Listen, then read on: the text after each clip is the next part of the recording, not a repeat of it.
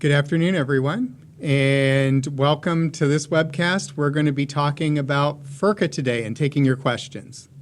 My name is Mike Evans. And I'm John Kogut. And like I said, we're going to be talking about FERCCA today.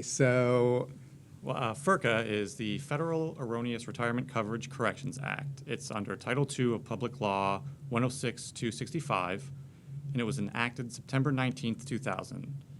And what it is generally, an individual must be in an incorrect retirement plan for at least 3 years of service after December 31st, 1986 to be potentially eligible for a FERCCA relief. Yeah, and the history of how this all came about in general is essentially, in the beginning of time in 1920, actually, Csrs was the only retirement system that was in existence. So everything was pretty straightforward at that point. We then had Social Security come into play, and in 1984, federal employees became subject to mandatory Social Security. As a result of that, Congress had to create a new retirement system. They created FERS, and when FERS came into existence, now we had a situation where we had employees that could have been covered under Csrs, they could have been covered under Csrs offset, they could have been covered under FERS. The driver for all of this was Social Security coverage. And so, of course, with multiple retirement systems, you have the potential for errors, which could be quite substantial and quite harmful to an employee if they were in the wrong retirement system. So essentially, FERCCA was created to make these employees whole if they were placed in a wrong retirement system for at least 3 years. And so before we move into the questions, we're going to cover the main BALs, the reference guides you can use to correct FERCCA issues. The main one is BAL 04108, and that is making eligibility determinations under FERCCA. So there you'll find the FERCCA worksheet, the out-of-pocket expense guidelines, as well as information on where you send the FERCCA worksheet to OPM. Another one is the BAL 02103, which is correcting erroneous FERS coverage, and this is for errors that are less than 3 years. The other big one is BAL 05103, which is retirement coverage error corrections. This is a step-by-step guide covering corrections. So Csrs, they were incorrectly in Csrs, they belong in FERS.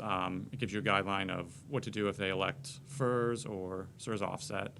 And then finally, the last BAL is retirement coverage error corrections, and these are for errors that do not provide an election, and that's BAL 03104. Yeah, and there are some errors that we see on a regular basis that are quite common for FERCCA. For example, one of the big ones that we always see is somebody who had passed the 5-year test, who was then, of course, going to be vested in the Csrs retirement system, and then they later acquired a term appointment. If any of you have been through FERCCA class before, you know that term appointments are excluded from Csrs by regulation, and so a lot of times what would happen is agencies were, particularly in the early days of FERS, would, because the term appointments were not excluded from FERS, automatically put somebody in FERS coverage, even though they passed the 5-year test. This created a problem because that was erroneous. An employee should be placed in Social Security only because they are actually vested in the Csrs retirement system and have to be able to elect out of that. If an agency automatically places someone in FERS when they pass the 5-year test, they're taking away the choice of the individual. And so that, in essence, depending on how long that error lasts, as Jonathan said, if it's less than 3 years, it's going to be what we call a deemed FERS election. If it's 3 years or more, it's going to fall under the purview of FERCCA. So that's one of the biggest errors. What's another one that we normally see on a regular basis? I think it'd be generally Csrs, they belong in FERS. Yeah, and that's a costly one. That one is actually, if you've been through our FERCCA class, that's the one that's the most expensive for agencies. When somebody's erroneously in Csrs, they should be in FERS, and they actually elect FERS.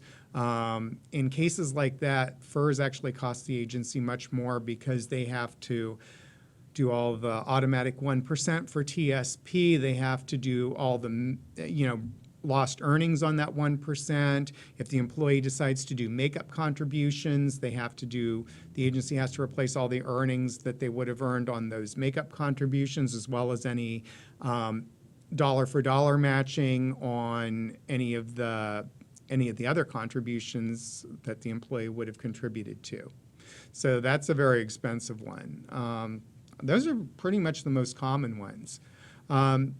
If you want to, we're going to be taking questions, so you can email benefits@opm.gov, and we'll be more than happy to take your questions. And one thing to add, aside to the BALs, there's also the handbook chapters, several chapters that cover, for example, Chapter 10 has the worksheets, so Social Security determination table, new hire, rehire, transfer and conversion, step-by-step guides for finding if someone has mandatory Social Security coverage or what system they should fall under. Yeah, and Chapter 10 was recently updated. So this is, for those of you who are familiar with the CSRS and FERS handbook, Chapter 10 is one of the chapters that is recently updated. It has all the new coverage chapters, or all the new coverage tables that include FERS RE and FERS FRE. And that's another thing that we probably should mention, is that if somebody is in FERS and they should be in FERS RE or FERS FRE or vice versa, that is not a FERCCA error. They're still essentially FERS. It's just they're paying higher contributions. So again, remember, if somebody is erroneously in FERS RE, should be in FERS, or FERS FRE should be in FERS, any combination of those are not FERCCA errors. Those are just salary overpayments or underpayments and have to be corrected the same way you would treat any other salary or overpayment or underpayment. There's also Chapter 100, reemployed annuitants. That one's recently updated. Chapter 12 has other government systems. That could be helpful in FERCCA issues, as well as the senior officials, Chapter 101. Yes, senior officials are, particularly now we're seeing a lot of turnover with senior officials recently, and a lot of them are senior officials and reemployed annuitants. So I know I've gotten a lot of questions recently from agencies regarding that. So again, Chapter 100 is recently updated. Chapter 101, although it hasn't been updated recently, not a lot has changed with senior officials. I mean, the big thing is that they're subject to mandatory Social Security coverage right away when those Social Security amendments of 1984 went into effect. Another thing to be aware of with those senior officials is that they had lots of special elections back in the 1980s. And that could make you think that you have a FERCCA error when you really don't, because those special elections gave them some options that wouldn't normally be available to an employee who wasn't a senior official. You're also going to see those weird kind of coverage errors when you're dealing with somebody who came from the legislative branch, because the legislative branch has some special rules. With that, I think we can open it up to questions, and you can also email questions to benefits@opm.gov. Do we have questions? Awesome. Okay, the first question is, after reviewing several employee EOPFs, I've come across situations where there's an SF50 indicating that the employee made an election, but that there's no documentation showing the official election on file, neither the EOPF nor working file. Does this constitute a FERCCA error, and if so, would this give the impacted employee an opportunity to make a new election? Yes, that's possible. So what it sounds like they're referring to is the FERS election form. And without any type of documentation to show that the employee elected FERS, it sounds like it would be an error, and they were erroneously placed into the wrong retirement system. Yeah, depending on the length of the error, when this actually happened. If they just recently onboarded with you, if it's less than 3 years, clearly it wouldn't be a FERCCA. But if this happened some time ago, yeah, but at this point it would be a FERCCA error. That's one of those things, you need something signed. You need a FERCCA election form signed. I mean, the reality is, if an employee challenges you and it goes to MSPB or wherever in their due process, you need to have some evidence to prove that they actually elected FERS. Otherwise, you're going to lose. Yeah. The next question is, can you break down what happened when the FERCCA correction involves multiple agencies? Well, with multiple agencies, that's always an interesting one. For the acquiring agency, for the current agency, you have to correct all the 50s back to the date of the error.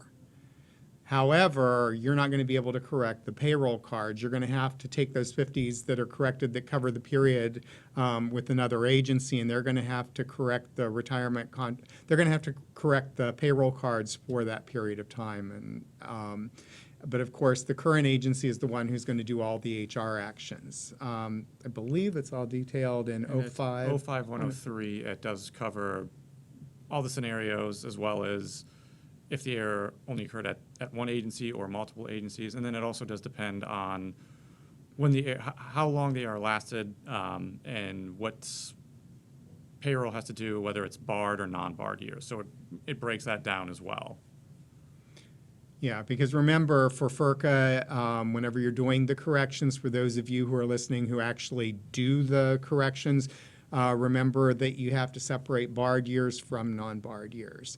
And just to clarify what that is, for those of you who've maybe never been through FERCCA training or this is your first experience with FERCCA, Social Security has a statute of limitations under which they can actually make corrections to the Social Security record. That is generally 3 years, 3 months, and 15 days.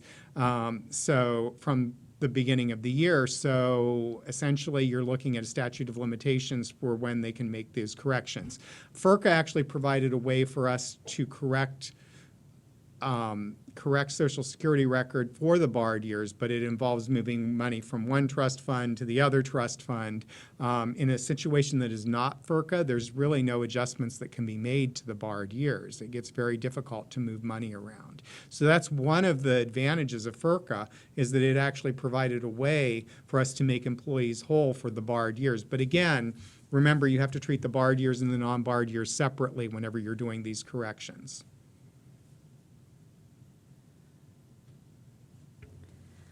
Okay, the next question is, why are we receiving cases 16 years after the employee retired when we do not have any records or knowledge as to how the retirement was calculated? You wanna? Well, basically, the way the law is designed is that the FERCCA has to be corrected at the last agency of the employee. Yeah, and there's no statute of limitations on FERCCAs. There is no time limit for when a FERCCA error could be identified. So in some cases, we may have, the agency may have submitted a case before, even possibly before FERCCA came into existence. And there was a coverage error that will qualify now under FERCCA. And maybe we didn't even catch it until the person died, and now it's up to the survivors. That could be a reason why you're seeing these. It could be that there was some change that we had to do, or the person got reemployed. We see this a lot with reemployed annuitants, where they were, an employee retires, and again, this could have been pre-FERCCA, could be after FERCCA, but generally it's prior to FERCCA legislation. The person retired and now they're coming back to work. So again, just like I mentioned earlier with senior officials and reemployed annuitants, you're going to have to look at Chapter 100 to deal with reemployed annuitants. As I said, it's been updated. It's got the most recent information. And again, if you have any questions when you get into something that complex, you're going to want to reach out to your benefits officer first. If you are the benefits officer, you know who your liaison is at OPM. Reach out to us, and we'll be more than happy to help you. The follow-up question to that is, if we're handling the case for retirees, can OPM forward the retiree's information in regards to the calculation for the annuity so we can explain the impact to the retiree? We do not know what service credit or sick leave was used in the annuity calculation. We would also need updated contact information and redeposit information for civilian and military service. Yeah. I think with that, we would be able to assist with giving updated contact information, especially if, in this example, the employee's been off your rolls for 16 years, you would most likely not have a current address. As well as I know we can give the current gross as well for the annuity. Yeah, exactly. We can provide that. We can even provide service histories. However, in a situation like that, you're probably going to want to request the OPF as well, because you're going to want to go through and review all, because you're going to, of course, have to do corrected 50s as well. Mm-hmm. So you're going to need the OPF in order to do that. So you're probably going to need to request the OPF regardless. As well as you want to do the FERCCA worksheet as well, because again, this will help you when you're counseling the employee to let them know, show them the service history and explain the error to them. Yeah, because this, there are things that lurk in the service history that you're going to really have to go through, particularly if it's an error that was that long ago. You're probably going to want to double check everything. We have had instances where, for those of you who've heard of it before, Connor cases have popped up from time to time. And inevitably, I know we were both in processing, so we've seen cases where something has happened, and even if it's not a FERCCA, just in the routine process of going through something, we found errors that have occurred in processing earlier and had to go back and make adjustments. So, hopefully not, but occasionally you will find something that's an additional error other than a FERCCA along with the FERCCA error. So, yeah, the more official documentation you can have, like the OPF and whatnot, is going to assist you. For these older retiree cases, why is the FERCCA service history worksheet required when OPM already has the information and we do not have the records? So we're making up the worksheet based on IRRs, and OPM is the one notifying us of the error. Looking into that, I would say, you want to get the OPF, as well as in the counseling, you'll have the service history worksheet so you can explain to the employee when the error occurred. Also, to double-check OPM's work, we may have identified a FERCCA error, or thought we identified a FERCCA error, and in fact it was not. So, that will then, you'll have proof to show to us that maybe our work was incorrect and that it wasn't a FERCCA error. Exactly. And additionally, whenever you're double-checking this, remember the FERCCA worksheet has the from and to dates. It has the actual lengths of service.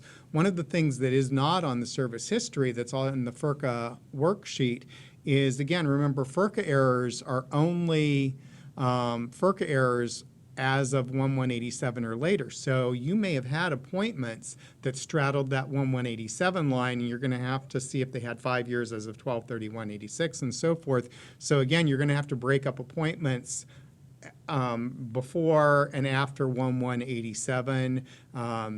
You're going to have to determine the length of the FERCCA error with a certified summary of service in the IRRs. It's not going to show that. The FERCCA service history worksheet gives you all that information that you need, as well as whether the coverage is correct or not, to help you determine that. It's just reformatting the data in a way which makes it FERCCA friendly.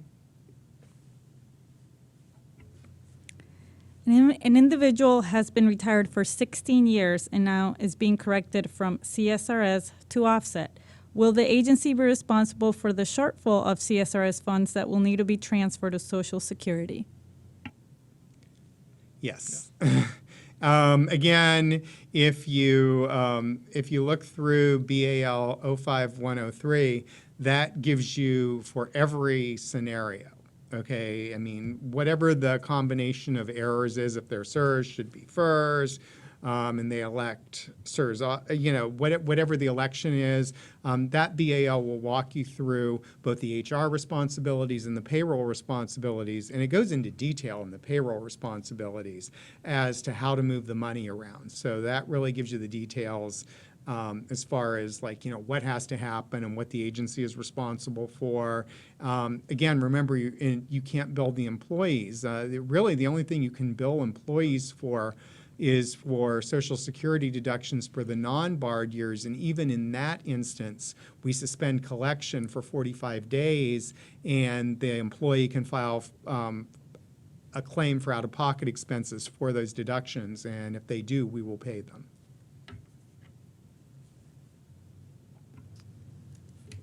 The Senate found a FERCCA error, and there were two previous agencies where the error occurred. Since the House and the Senate do not use SF50s, does a prior agency need to make these actions? Or our IRR will be noted when the person retires? Okay. For legislative branch employees, particularly House and Senate, there is a provision that you can't share OPFs across the branches of government. So when an agency that's an executive branch agency encounters an error that occurred at the legislative branch agency, essentially what's going to happen is the legislative branch agency is going to send a transcript of service to the executive branch agencies. OPM sees that all the time. I mean, we get for legislative branch service, a lot of times since they don't use 50s, we get what they are essentially as a transcript of service. It's the same information that's on a 50, but it's actually in a memo or letter format, and it shows the from and to dates and everything else. So that's what you're going to use, and you can use that as the official record from the legislative branch because that's what OPM uses for processing. I have also received FERCCA error letters from executive branch offices when there was not an error. The agency is using the continuity of coverage rule and does not apply to the House or Senate. Yeah, that's just an educational thing. I mean, you just need to be aware that there are some special rules for legislative branch employees. Again, if you use coverage determination tables, it should mention that there are special rules for legislative branch employees. So you just really need to, if you have a question about that, you might want to reach out to the benefits officer at whatever legislative branch agency you're working with that has the error. For example, if it's the House or the Senate, we have a list of the benefits officers on OPM's website in the benefits officers directory. Again, this is the list that you're going to use even if it's within executive branch agencies. For example, if OPM has a FERCCA error and it occurred at multiple agencies, we may need to reach out to, for example, just because I talked to them before I came up here, Navy, for example, and say, hey, guys, you need to talk to the benefits officer there because there might be a question. So same thing with this. Access the benefits officers directory and work with the benefits officer at the previous agency to clarify any issues.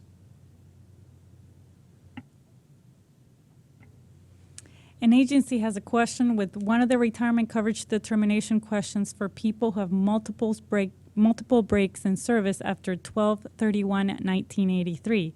The question asks, did employee have a break in federal service of at least 365 days that ended after 12/31/1983?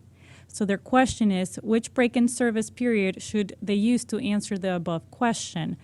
Should they use the last break in service that was right before the appointment that they're trying to determine if a retirement coverage was correctly coded? That seems to be looking at two different rules. So if there's a break of over 365 days after 12/31/83, that's going to then most likely have that mandatory Social Security coverage. It sounded like the question was, though, referring to the second way of looking at the 5-year test. And that you would look at, and that's a break in service of 4 days or more after 12/31/86. And that you're going to look at the most recent break prior to the appointment you're currently looking at to determine coverage. Yeah. And it is easy to get those kind of confused sometimes, but yeah, the Social Security, because FERCCA is a process and it's a step-by-step process, you need to stay within those processes, and obviously the 5-year test is after the mandatory Social Security coverage. So just make sure you're aware of which step you're in the whole process.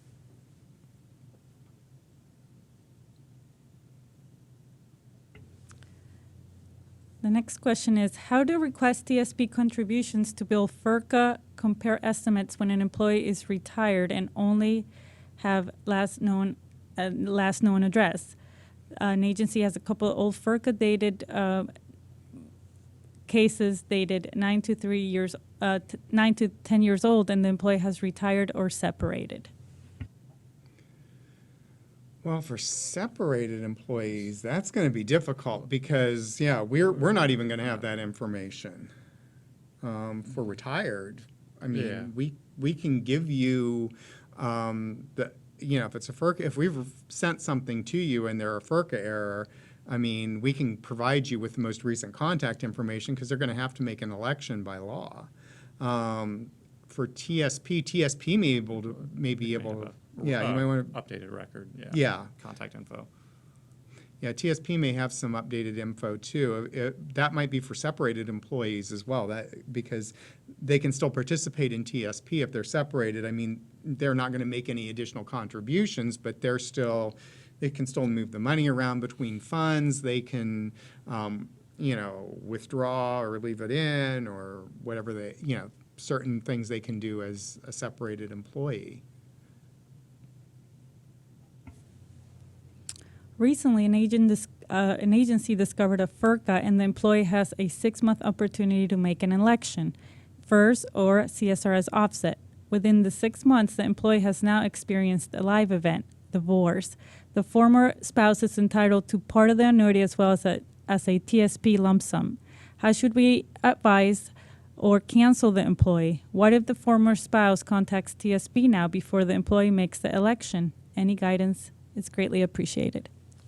Well, in that scenario, since the former spouse is entitled to part of his annuity, they will have to make an election together Yeah, that's or get her consent. yeah, exactly. They're going to have to work together to make this decision, and I know that in some cases this could be a little awkward if you're in the midst of a divorce, but like anything else, this is part of a property. It's in the same thing that you're dealing with property settlement and everything else. When all these funds are intertwined, I mean, that you're going to need the spouse's consent to do anything. So you guys are going to have to work together. At this point, I would say the agency counsels the employee, maybe together. You get, if you need to, you get attorneys, you get financial counselors. I believe that a lot of agencies offer certified financial planners through the EAP program. Some other agencies also have them upon request. It just depends on the agency.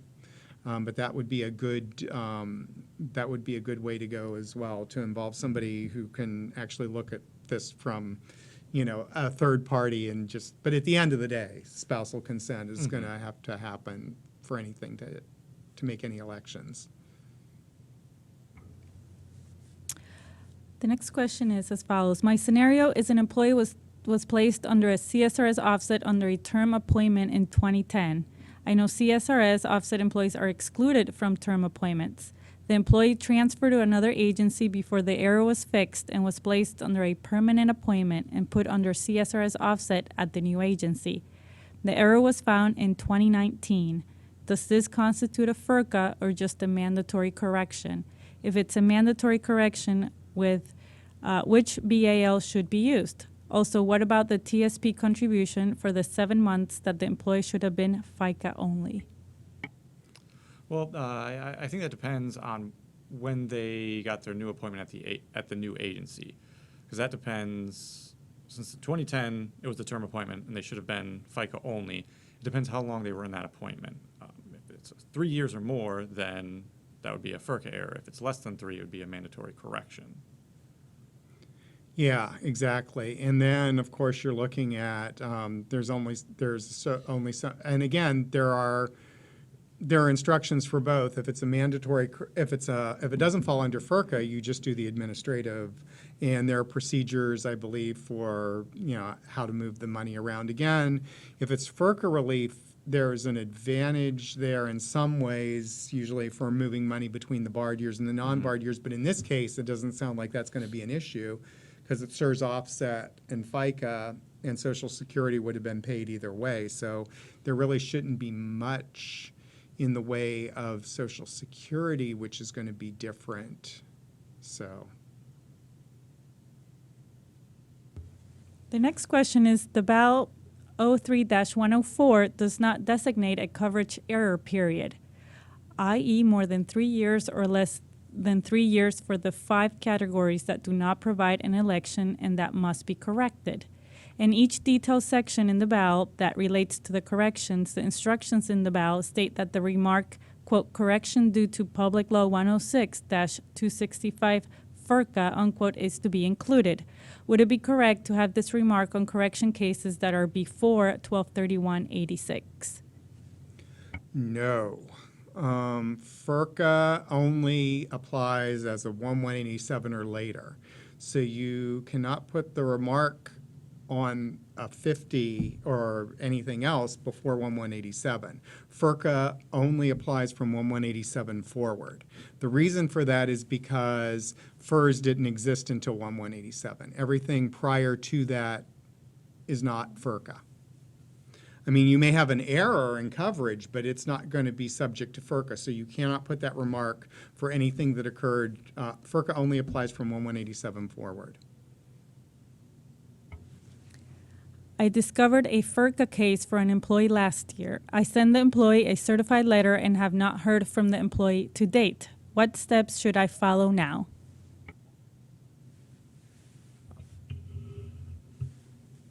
What were the timeframes again? Sorry.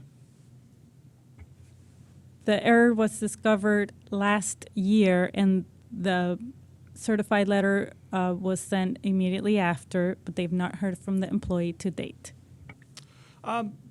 You may want to try and reach out to them again. Of course, there are the options in the BAL 05103 on default elections. So it will list, depending on what system they belong in, what the default election should be. So really, you want to give them, I would give them another chance to try and make that election. If you still hear nothing, then you're going to have to make a default election. Yeah, and those are all listed as in the BAL as well. It gives you, for example, what the coverage error is and what the default election is going to be. So all that information is right there. So when you do the default election, then you're going to refer, once you know what system you're putting them in, or you're defaulting them into, you go to BAL 05103, and that tells you everything that HR and payroll needs to do as far as moving the money around.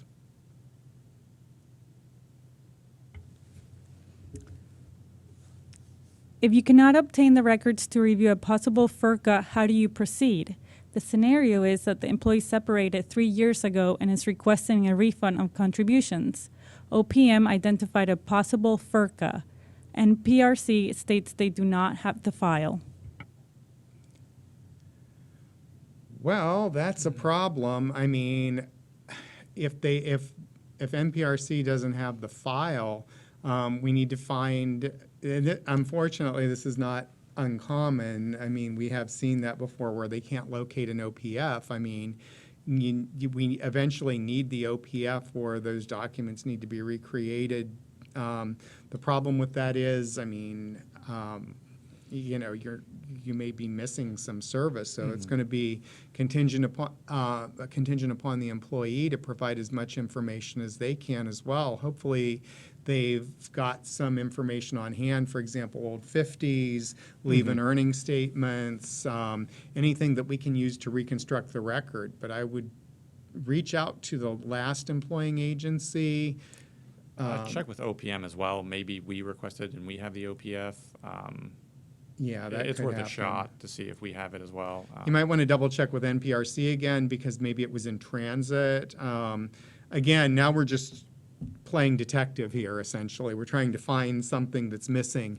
And if, say, for example, it was destroyed or lost, which is rare, but, you know, it does happen. I mean, there were a lot of OPFs that were lost in a fire before, and floods and tornadoes and assorted other natural disasters. In that case, again, you're going to have to compile stuff from whatever is available. Any payroll records from previous agencies, if they have those archived or microfished, you might be able to access that. So if we know where the person worked before, we might be able to get that information. Again, reaching out to the employee, leave and earning statements, SF50s that they have copies of, anything that you can use. I have a possible FERCCA case and I'm still learning the process. Is there someone that I can reach out to that could help me and guide me through the process? Is there a POC? Generally, if you're not the benefits officer, you're going to talk to your headquarters depending on the chain of command at your agency, you may want to reach out to your headquarters benefits officer to get guidance there. And if it's not clear or they need guidance, they will then reach out to their liaison at OPM. Yeah, and we'll be glad to help you.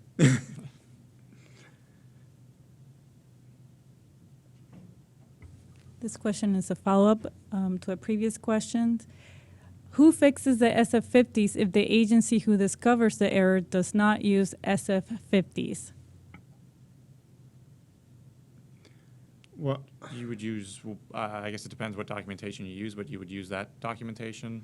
yeah, I mean, I'm thinking, because I know Postal Service doesn't use 50s. They've got their own version, so they would fix theirs, the equivalent of a 50. Whatever the equivalent of the 50 is that the current agency would do that. And then if it spanned multiple agencies, the previous agencies would have to correct theirs. That's one of the oddball ones where, for example, normally the HR office would correct the 50s for the entire period, but if you're straddling something like a legislative branch, the legislative branch can correct the transcript of service for their part, but at that point it is going to fall on the prior agency who uses the 50s to correct those, because obviously the legislative branch couldn't correct 50s because they don't use them. So that's the one exception to this whole thing where we say the current agency has to fix all the 50s. Clearly, if they don't use 50s, they can't fix them. So you're going to have to work with the prior agencies.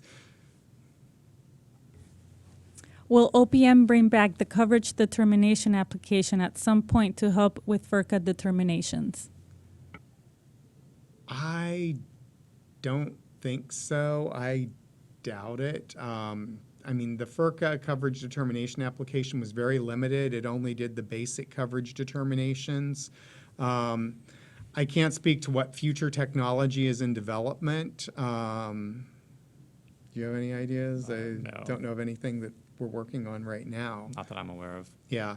I know some of you as agencies use different software. I don't know if that actually does some coverage determinations for you or not. But again, we offer FERCCA classes, and we're more than happy to teach you. The day one is essentially 5/6 of the FERCCA process for making FERCCA eligibility determinations is coverage. And again, Chapter 10 in the Csrs and FERS Handbook has been recently updated. So all the information you need, I know it's not as quick as necessarily plugging data into a software program and having it put out an answer, but you do have all the resources available to you to make those coverage determinations. Is there a continuity of coverage more than 20 years for an active or separated employee? Are corrected SF50s required or just an amended IRR? Can you repeat the question? I don't I understand don't that. If there's a continuity of coverage more than 20 years for an active or separated employee, are corrected SF50s required or just an amended IRR? I still don't quite I don't understand the question, because continuity of okay, so essentially continuity of coverage is if you have a break in service of 3 days or less, you retain your prior coverage. So I don't quite understand the 20 years here, because essentially what it is how we define a discrete period of service. By law, we describe a discrete period of service as a period of service that is separated by a break of more than 3 days. Breaks of 3 days or less, it's like one continuous period of service. Even if, like, say, for example, I work at OPM and then I move to Interior 3 days later, it's a transfer. And in fact, when making a coverage determination, you would use a transfer and conversion table on that, because there's no real break in service. We consider it to be one continuous period of service. If I had a break of 4 days or more, then it would be a discrete period of service, which is also would allow me to make a FERS election at that point. That's why the FERS election opportunities occur if you have a break of more than 3 days, because at the time you exceed more than 3 days, you are essentially looking at discrete periods of service, okay? So If you're listening, please, if you can clarify the question, we'd be more than happy to answer it. I'm just not quite sure we understand where you're going with this. Has OPM uploaded the FERCCA packages to the retirement data viewer?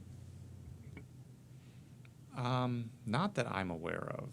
I've not come across that. That's not to say that we might not have put any of those up there, but Yeah, I haven't seen them imaged, but I haven't been in that application in a while because we're not really in processing. So a lot of times we don't really see the IRRs a lot of times unless there's something specific with a case.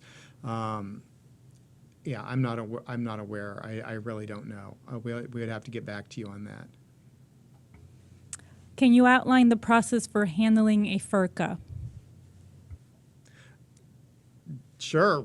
Do you want to go? I mean, I guess generally you're going to want to start with BAL 04, 108. That kind of, it's a step-by-step process, a six-step process Yeah. to determining if a FERCCA has occurred. So you're going to fill out that FERCCA service history worksheet. You're going to break up any periods that straddle that 12/36/81, 1/1/87 date. Then from there, you're going to go through and determine if any of the appointments are excluded from Csrs. You're going to want to then look at the Social Security determination to see if mandatory Social Security coverage exists. Then you'll look at FERS exclusions. And again, from that point on, then you'll be able to use the determination table. So that's when you'll then use the 5-year test. There's also, depending on if it's a rehire, transfer conversion, or a new hire, you could use those determination tables as well, which can be found all in Chapter 10 of the Csrs and FERS Handbook. And from there, you would then Use the the FERCCA determination table. It's a separate table to determine if if the individual is eligible for FERCCA relief. Yeah, and that's essentially the process. Remember, it is a 6-step process, and 5/6 of it is coverage. The very last part is determining if the employee is eligible for FERCCA. One thing I would suggest is if you think you have a FERCCA, you need to review coverage determinations for every period of service that the employee has. Okay, not just the last one, because many times we find errors in prior periods of service that occurred at other agencies. In fact, that's one of the common ways that we identify FERCCAs is another agency made a coverage error, the person left that agency wasn't aware that they made a coverage error, and when they get hired at the new agency, they suddenly find that the prior agency had them in the wrong retirement system. And to add, so once you do that, then the next step you would look at BAL 05, 103, because that's going to show you, depending on what retirement system they were in, which one they belong in, well, if they have a choice, and if they have a choice, their options. And then it gives you a step-by-step guide on HR functions, payroll functions to do based on the election they make.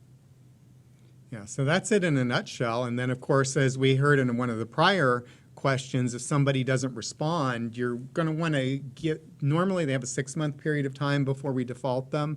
However, we understand that this is a difficult decision. I mean, in some cases, you're looking at the comparison between, okay, am I going to get more money in the basic annuity, or, if I'm in FERS erroneously, what do my TSP returns look like?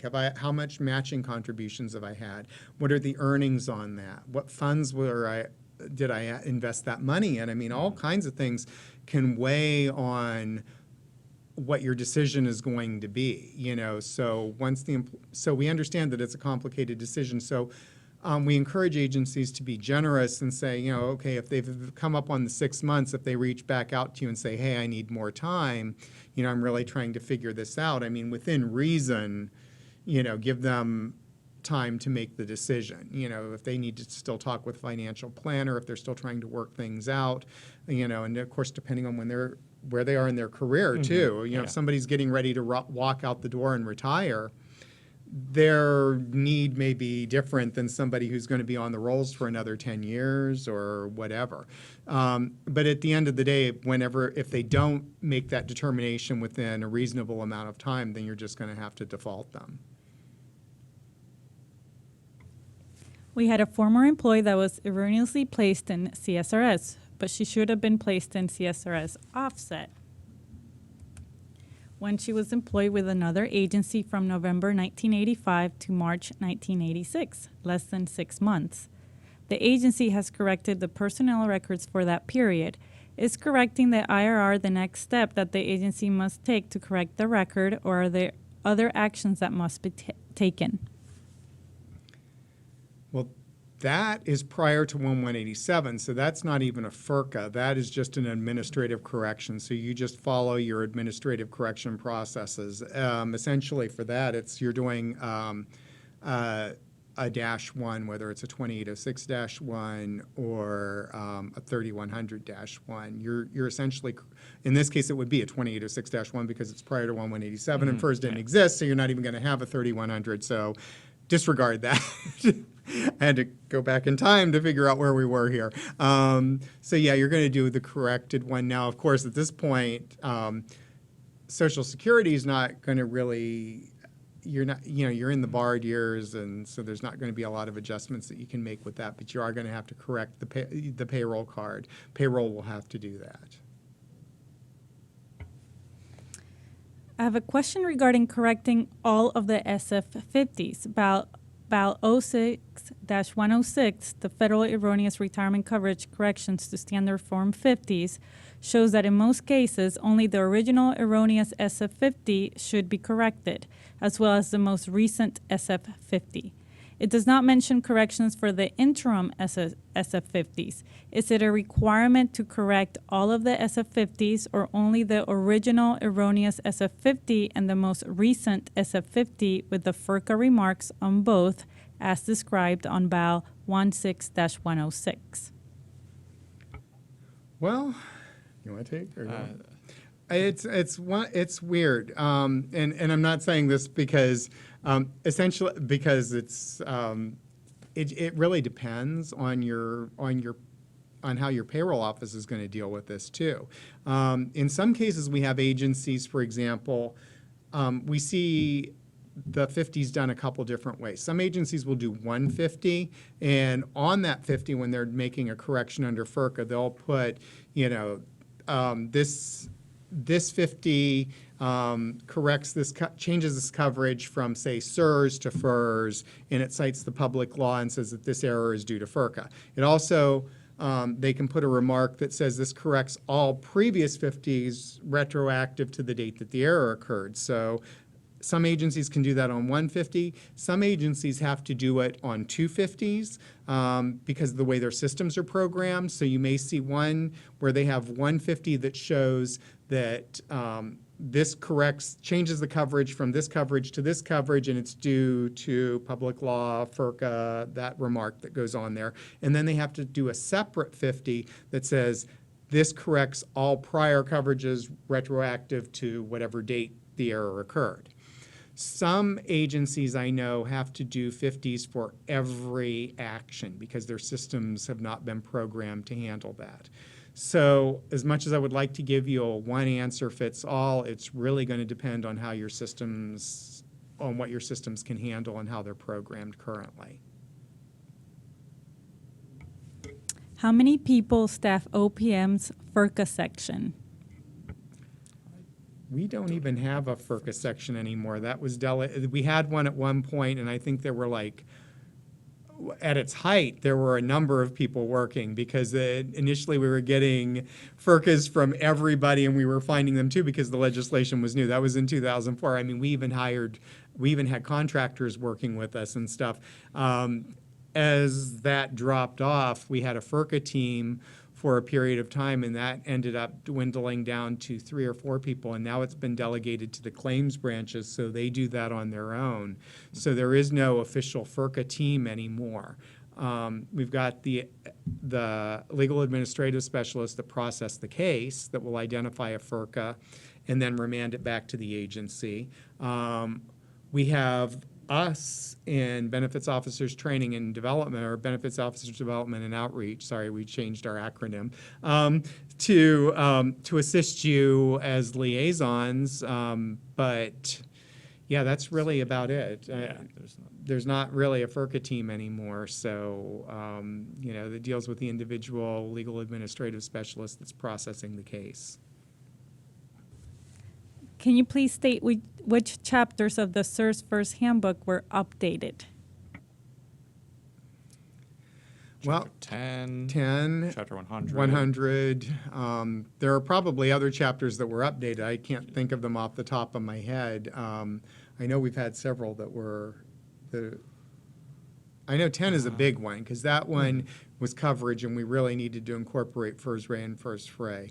Reemployed annuitants, there were massive changes to that because one of the things we had to take into consideration was credit for unused sick leave for reemployed annuitants. There were issues surrounding that.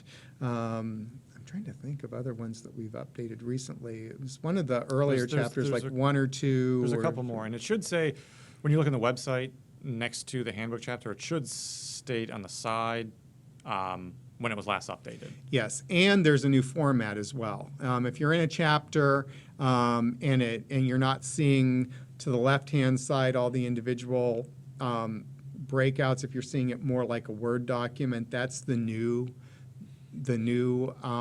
chapter, so those are the ones that have been updated. Also, the updated chapters all have hyperlinks to law and regulation in different forms, so you don't have to actually leave the handbook and go someplace else. You've just got hyperlinks that you can click on. I know it sounds like it should be an easy question, but we've got multiple chapters and multiple stages of development, some that have been approved already and are updated, some that are in the approval process, some that we're working on, some that are in the initial review process. So honestly, we've got them in all stages of development at this point. Can you please repeat all the vowels mentioned associated with FERCCA?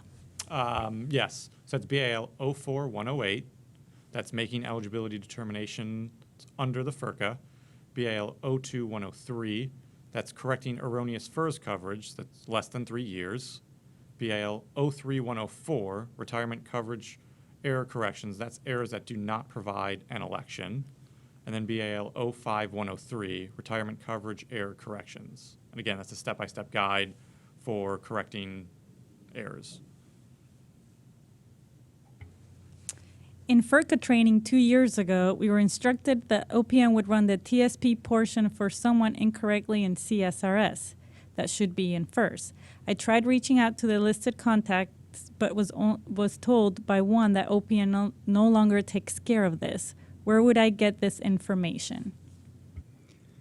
I believe in the BAL there is a form that you actually can send to TSP, and TSP does give you some information, so that would be where you would probably need to go. I know at one point we were doing those TSP estimates, but I believe you have to go through TSP now to get all that information. Where can we send a request for an IRR for a FERCCA case so that the request will be expedited? I think generally it just goes to the general fax, Yeah. the fax back number. Yeah, unless you have access to the data viewer and if that document is imaged. If you have not been in the data viewer and you don't have access to the data viewer, someone in your agency should have access to that. And we have designated super users for agencies. So there's somebody in your agency that does have access to the data viewer, and there's somebody who can actually, based on their determination and your position as to whether or not they will grant you access. Just to add, it's majority of the executive agency. I know there's a few issues with legislative and judicial that they can't get access to the data viewer, Yeah. but if it's an executive agency, someone at a headquarters level should have access to the data viewer. Yeah, so for the first step would be to reach out to your benefits officer and see if you have access to the data viewer, if there's somebody who does. And that is probably going to be the quickest way to do it, because if either you can find the person or they can get you access right away, then the documents are imaged, you can see them right away. Otherwise, you are going to have to do the fax back, and that could take a couple weeks. or longer. Or longer, yeah, depending on the demand. Because remember, OPM deals with millions of retirees, and so and we're getting them from all agencies. So essentially, what happens when that comes through is that if the documents aren't imaged, somebody actually has to go through the files and find those payroll cards and then scan them and send them to you. So it can take a while. Once we send the employee a notice that they are a FERCCA case, i.e. with the option to elect between Csrs offset and FERS, and request that they provide statements from the Social Security Administration and TSP in order to prepare a comparison estimate, when does the 6 months election period begin? Does it begin when the date of the initial notice or the date when the employee provides the requested documents? It's the date of the notice. Yeah, I it's the believe. date of the notice. But again, remember, we said you can be really generous with the time frame. So we're not really, I mean, if you're talking about, it's a week or 2 weeks and, they've got a 6-month election opportunity. I think in all fairness, and probably for everyone, it would be, grant those employees the additional time that they need. Particularly if it's something where you need information as well. That's something you're going to have to work with the employee. Again, you don't need to be super rigid with these time frames. Obviously, you're aware as well because you need this information that the employee has to take time to get it to you. So, again, you're working with the employee. That's fantastic because, again, you can extend the time frame if you need to. I assume that we continue to send FERCCA updates and discoveries to OPM at The Rock and attention CIB-FERCCA. What happens once OPM receives that information? Well, they're filed. There are, we keep track of all the FERCCA cases because there could be instances, in fact, we're required to do this because Congress may actually want that information. So in most cases, we're filing that away. We're keeping track of those, and we do have that information available. So if anybody needs to know how many FERCCAs we have, if there are how many FERCCAs an agency has, if they've reported them to us, we can provide that information to the requester. That is a little outside of our area as far as that goes. I'm not sure what the specific process is. If, say, for example, a committee wanted to know how many FERCCA errors DOD had. We could provide that information based on the fact that we have all that. But essentially that's why. It goes into a file and it's used for management and informational purposes.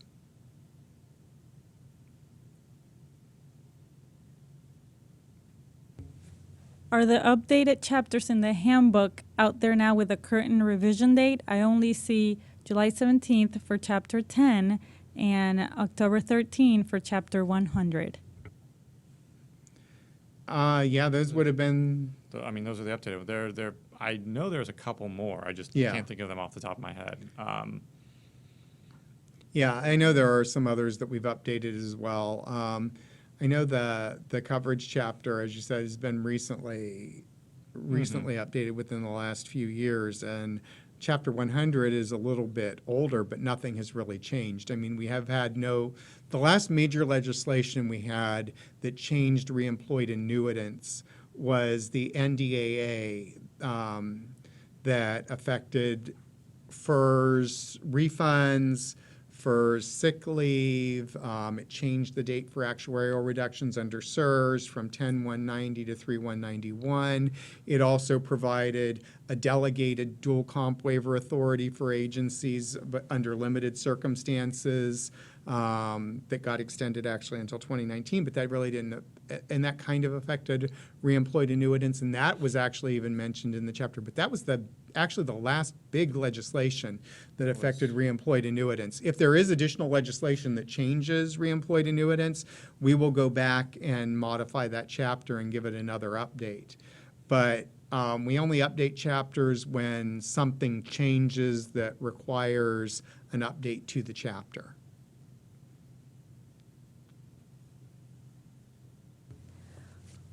What if we have a FERCCA case assigned to us from OPM for an employee that's separated from our agency over 10 years ago, and we have no idea of how to contact the employee or if the employee is still alive? How do we close this case? I would reach out, back out to the point of contact that contacted you from OPM to see if we have an updated address that you can reach out to, for starters. And then I guess it would depend if the former employee is no longer alive, if there's a spouse that may be able to make an election, we're going to have to look into that as well. Or children, survivors of some kind. But the reason that you're getting it is because there's no limit on when, there's no time limit for FERCCAs. If it's a FERCCA error, it's a FERCCA error. It needs to be corrected at some point. So if you've got a FERCCA error, I mean, there is no time limit. So once it's identified, you know, we send it back to the last agency that had the employee, because they're going to be the ones that are going to be responsible for correcting it. A follow-up question to that is, it also appears that FERCCA corrections were done 15 or 20 years ago, but I cannot find a FERCCA letter or election for this case. Do we have to go through and fill in the blanks now that we're not completed the FERCCA, now that we have to complete the FERCCA case? In that instance, I would reach back out to OPM. That would be an instance of where you filed everything with OPM, where we might actually be able to find out what happened before, and we might be able to access that data depending on what's in the file. If you're talking about that long ago, that was still in the beginning stages of FERCCA, so I'm not sure. Hopefully it was all done correctly, and I'm assuming that, you know, We should still have that documentation. we should still have the documentation. It's just, what is that documentation going to be? Hopefully it's complete. I believe that it probably would be, because at that time, since it was in the beginning, we were really reaching out to agencies, and they were very careful about including, in some cases, more information than we needed. But that should be in the FERCCA file, so you might want to reach back out to OPM and say, hey, can you look in the FERCCA file? Can you send us the information that you have on this from the last FERCCA correction? If one doesn't notice that an employee has been placed in the wrong retirement system until the employee is about to retire, and you do not have enough time to complete a FERCCA prior to retirement, then what is the procedure? Well, then I guess if the case has already come to OPM, we would process the case in the wrong retirement system, notify the agency of the FERCCA and to correct the FERCCA, and then at that point, once we get all the information, we would then correct the retirement to the correct retirement system. Exactly, and that brings up some real issues, though. I mean, as an agency, when you're counseling employees in that situation, you need to be really careful, particularly if you're, and this is all in the FERCCA, the HR checklist and everything else, you know, your counseling points that you provide with the decision package. But remember, Csrs and FERS have completely different rules. So, for example, one of the big things that I can see right off the bat in a situation like that is Csrs, you can retire at 55 with 30 years of service. If you are FERS, we have a minimum retirement age that's anywhere from 55 to 57. So you could have had somebody that retired under Csrs or Csrs offset at 55, that if they elect FERS, for example, if that was the error, at the time that they separated, they may not have been eligible to retire. So now you've got a situation, and that's going to have to be explained to the employee.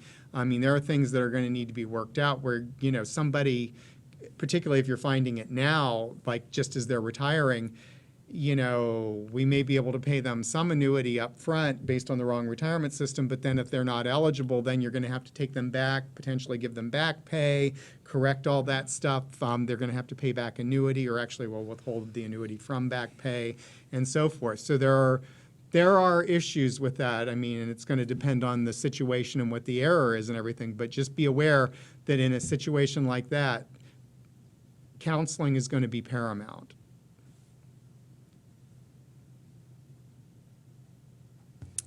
I'm in a very small agency and my HRO does not have access to the data viewer. They've never heard of it. Is there anyone I can speak to at OPM to get access to the data viewer? Yes, yeah, that would be through our office. So I guess we will save your email. I got to look and see. I don't remember who the point of contact for the data viewer is Yeah, anymore. I'm not sure. I So, thought it was Johnny, but I'm not sure. yeah, I'm not sure anymore either. So It is. we'll forward your email to the point of contact, and they'll look to start the process to get your agency set up.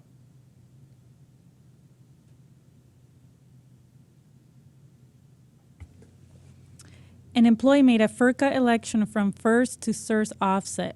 She pulled the rest of her TSP out of her account when she was notified of the FERCCA. She said she spoke to TSP and was told that she will not have to pay back the 1% agency contribution or agency matching. From what I've read, she will have to pay it back, and I have contacted Payroll to obtain the TSP information that she would be responsible for. Can you tell me if she will actually be responsible for paying back the 1% agency contribution and matching?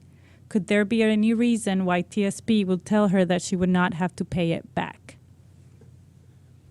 Without the details of the situation, I mean, I can't say for sure, but in most cases, they do need to pay that back.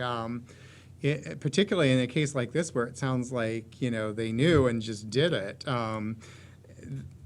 Yeah, unless there's some exception, unless there's something else going on, and it very well could be. I mean, we don't, Yeah. you know, again, as you've seen, sometimes coverage determinations hinge on one day, and so in a general question like this, that's something that you know there might be another piece that we're missing, that TSP said that or gave that person that advice, or they could have talked to somebody who didn't know. I mean, it could be anything. I wish I could give you a... I would check with TSP as well. I would contact Yeah. TSP to see just even their general response. Yeah, but my understanding is that they would have to pay that back.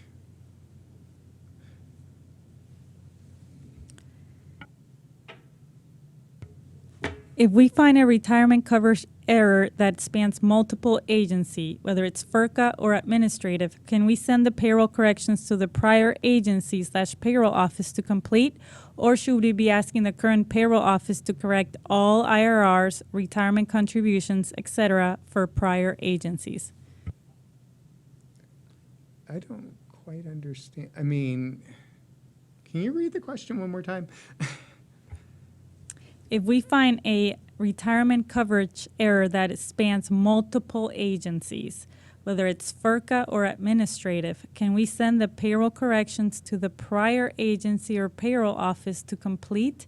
Or should we be asking the current payroll office to correct all IRRs, retirement contributions, etc. for prior agencies? Well, I think we kind of covered it. But no, Yeah. that would be, HR would correct the personnel records, but then you'd have to notify the prior agency's payroll to correct those records. Yeah. And adjust Social Security. yeah, because the current agency payroll office normally can't correct another agency's payroll. Now, because we've moved to shared service centers, I guess conceivably you could have two agencies serviced by the same shared service center, in which case they would essentially be taking from this and walking it over to like another part of the shared service center that maybe, or another employee, maybe it's somebody who sits right beside them that handles the other ones, and say, hey, I've got one for you. I'll fix my part, you fix your part. But generally speaking, if there are different agencies and different payroll providers, each payroll office is going to have to correct the 50s for that, or not the 50s, I'm sorry, the payroll cards for that payroll office. The HR office can only do the 50s.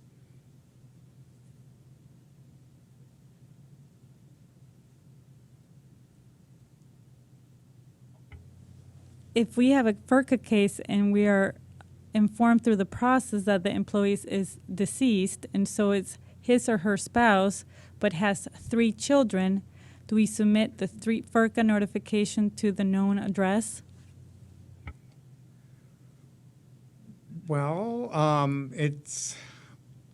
thinking that it's going to go to the spouse first, but it's going to be contingent upon whether there was a survivor benefit as well. I mean, again, this is kind of a hard one to answer. In most cases, I would say, just without knowing, I would say the spouse would be the person you would notify first, because unless you get your spouse's consent to something less than a full survivor benefit, the spouse is going to have a survivor benefit. And so in most cases, the FERCCA is going to affect that.